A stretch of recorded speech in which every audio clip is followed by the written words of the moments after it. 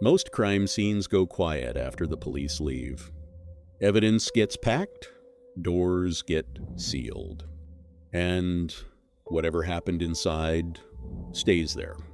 But this apartment didn't go quiet because someone kept living in it. Even after the tenant disappeared, it started with a noise complaint. Nothing serious, just a neighbor reporting footsteps late at night. The strange part was, the apartment had been empty for weeks. The tenant, a woman in her late 20s, hadn't been seen since a Thursday evening. No signs of struggle, no forced entry, just gone. Her phone was still on the kitchen counter. Her shoes were still by the door. And her bed looked like someone had just gotten up and never came back. At first, it was treated like a missing persons case. Maybe she left suddenly. Maybe something came up. But then the building manager said something strange. The electricity bill for the apartment hadn't dropped. It had increased. Lights were still being used. Water too. Small amounts. Not enough to notice at first, but enough to prove one thing. Someone was still inside. Police returned with a key. The door was locked. No damage. No tampering. When they stepped inside, everything looked exactly the same, except for one detail. The air felt warm. Not stale, not abandoned. Lived in. The sink was dry, but the sponge was damp. The trash bin was empty, but it didn't smell clean. And in the bedroom, the pillow had an imprint, like someone had slept there recently. That's when they checked the hallway camera. Footage from the past 2 weeks showed nothing unusual. No one entering, no one leaving, until one officer noticed something. Every night at exactly 2:13 a.m., the camera would glitch, just for a few seconds. Static, distortion. Then back to normal.